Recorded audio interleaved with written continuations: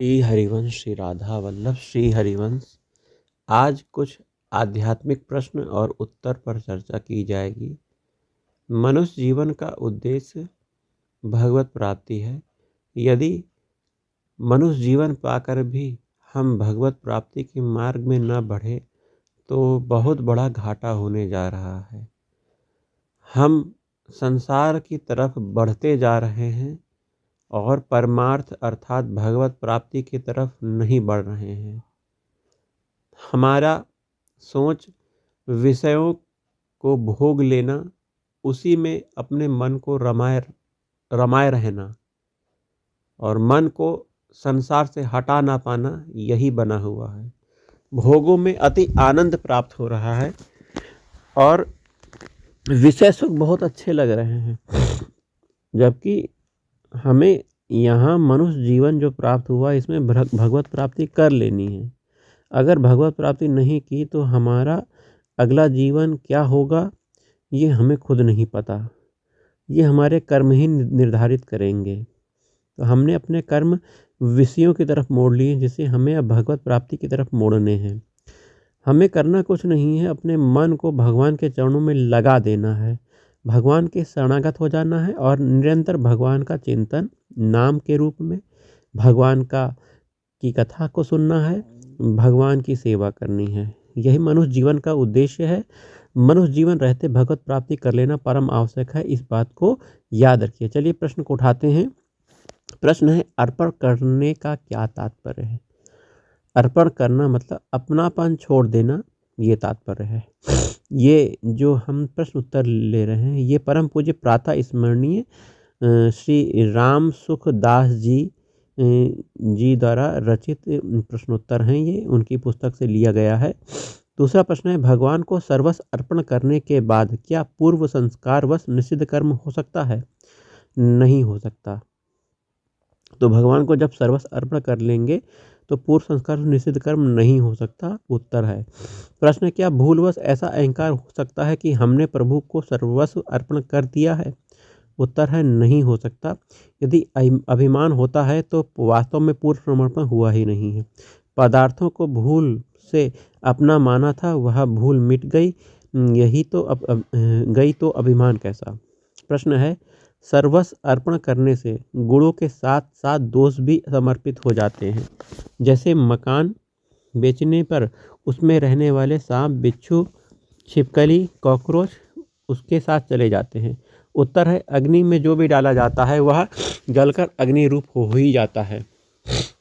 इसीलिए गीता में कहा गया है, शुभाशुभ फलै रेवम मोक्ष्यसे कर्म बंधनई। तो इस प्रकार मेरे अर्पण करने से तू कर्म बंधन से और शुभ मतलब विहित और अशुभ अर्थात निषिद्ध संपूर्ण कर्मों के फलों से मुक्त हो जाएगा। अहम त्वाम सर्व पापेभ्यो मोक्षयिष्यामि मां शुचा। मैं तुझे समस्त पापों से मुक्त कर दूंगा। अगला प्रश्न है, अवतार। अंशावतार क्या होता है? भगवान की शक्ति अनंत है, उस अनंत शक्ति का एक अंश आने से अंशावतार होता है।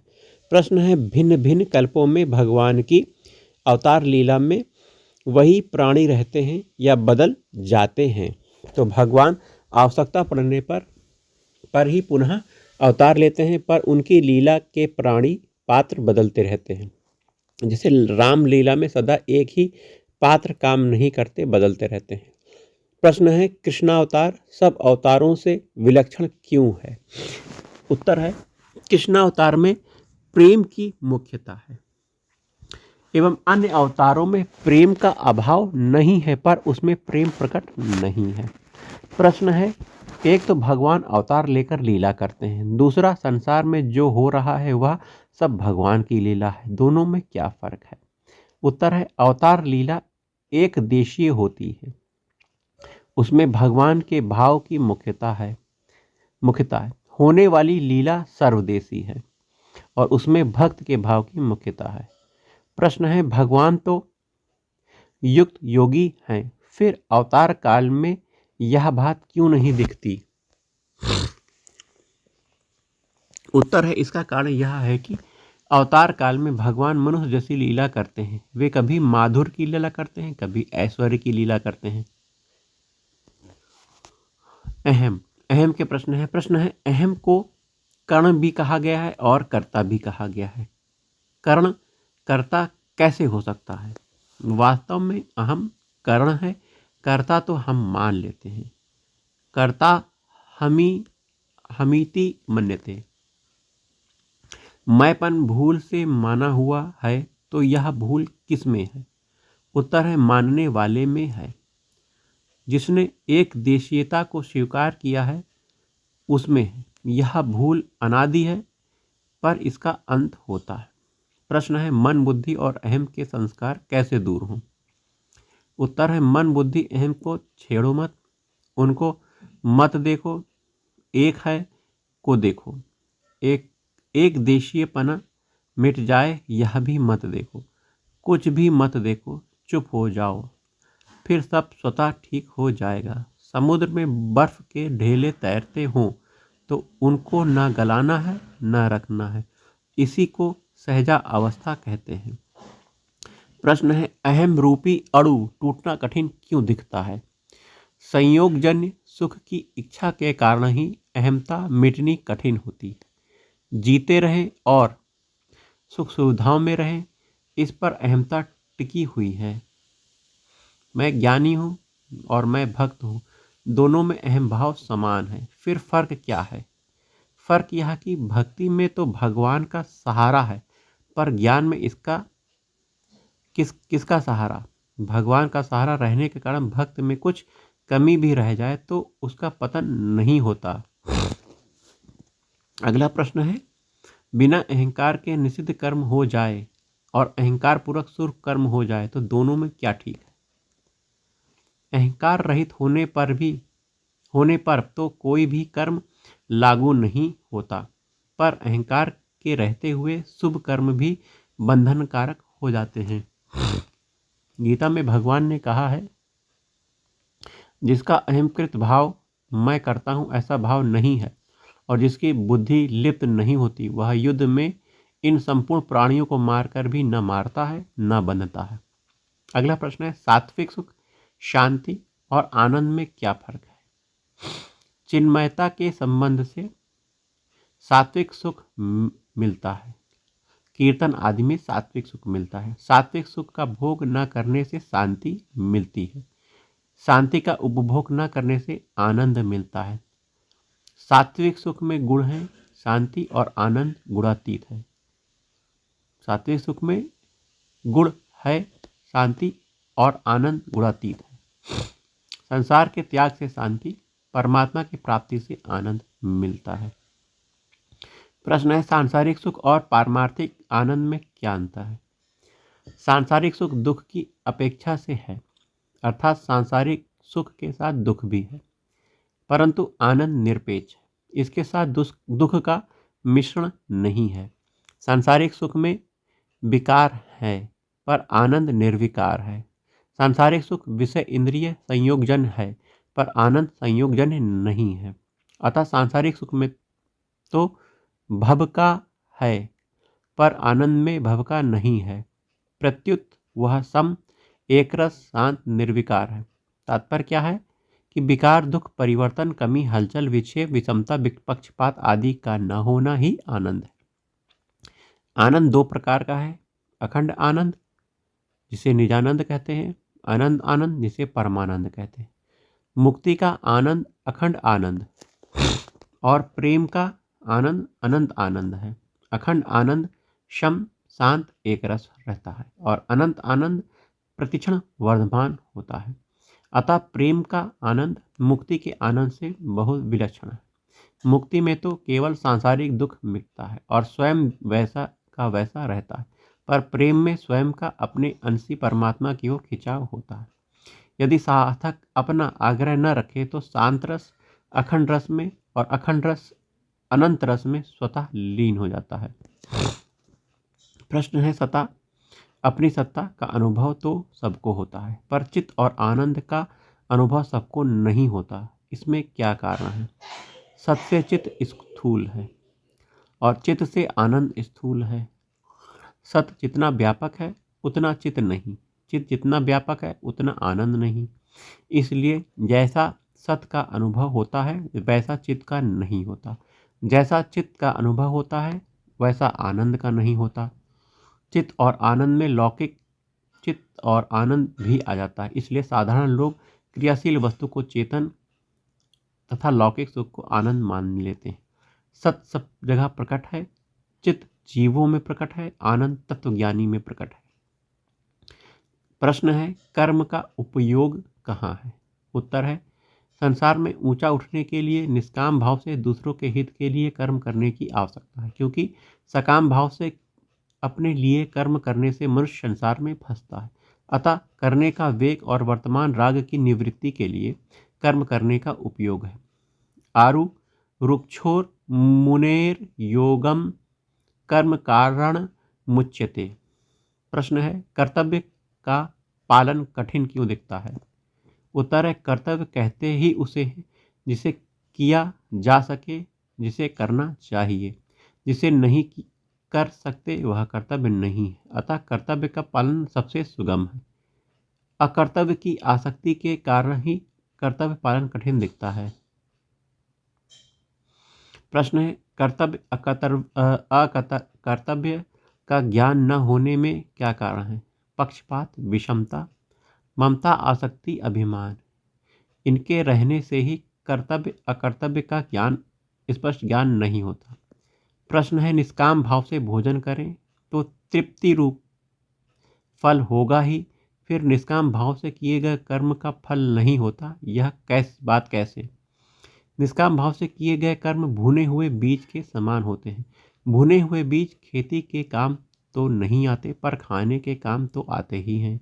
अतः निष्काम भाव से किए गए कर्म का फल तो होता है, पर वह बंधन कारक नहीं होता। सकाम भाव से किए गए कर्म का फल ही बंधन कारक होता है। फले शक्तो निबध्यते। प्रश्न है, भक्ति मार्ग में कर्म दिव्य कैसे होता है? भगवान में ज़्यादा तल्लीन होने से भक्त के कर्म दिव्य हो जाते हैं। मीराबाई का तो शरीर भी दिव्य होकर भगवान के श्री विग्रह में लीन हो गया था। प्रश्न है, गीता में भगवान ने कहा है, मेरा स्मरण कर और युद्ध अर्थात कर्तव्य कर्म भी कर। माँ मनुष्मर युद्ध च। यदि भगवान का स्मरण करेंगे तो कर्तव्य कर्म ठीक नहीं होगा, कर्तव्य कर्म में मन लगाएंगे तो भगवान का स्मरण नहीं होगा। अतः दोनों एक साथ कैसे? उत्तर है, प्रत्येक कार्य मन लगाकर करना चाहिए, पर उद्देश्य भगवान का होना चाहिए। प्रत्येक कार्य को भगवान का ही कार्य मानकर करना चाहिए। गहने बनाते समय सुनार के भीतर यह सोना है, यह बात बैठी रहती है। इसी तरह सब कार्य करते समय साधक के भीतर सब कुछ परमात्मा का है, यह बात बैठी रहनी चाहिए। क्रिया, कर्म, उपासक और विवेक, इन चारों में क्या फर्क है? क्रिया फलजनक नहीं होती, अर्थात किसी परिस्थिति के साथ संबंध नहीं जोड़ती। कर्म फलजनक होता है, अर्थात सुखदायी दुखदायी परिस्थिति के साथ संबंध जोड़ता है। उपासना भगवान के साथ संबंध जोड़ती है, विवेक जड़ता से संबंध विच्छेद करता है। कर्म और उपासना में जो क्रिया है वह कल्याण नहीं करती। कर्म और निष्काम भाव कल्याण करता है, उपासना में भगवान का संबंध कल्याण करता है। प्रश्न है, भगवान ने कलयुग क्यों बनाया? उत्तर है, भगवान ने कलयुग इस उद्देश्य से बनाया कि जीव का जल्दी कल्याण हो जाए। उसके द्वारा किए गए थोड़े पुण्य कर्म का भी महान फल हो। मनुष्य को भगवान के इस उद्देश्य का सदुपयोग करना है, दुरुपयोग नहीं। मानस में लिखा है, कलयुग समयुग आन नहीं, जो नर कर विश्वास, गाय राम गुण गण विमल भव, तर बिनहि प्रयास। विष्णु पुराण में लिखा है, जो फल सतयुग में 10 वर्ष तपस्या, ब्रह्मचर्य, तप, जप आदि करने से मिलता है, उसे मनुष्य त्रेता में 1 वर्ष, द्वापर में 1 मास, कलयुग में केवल 1 दिन रात में प्राप्त कर लेता है। कलयुग कहाँ तक अपना प्रभाव डालता है?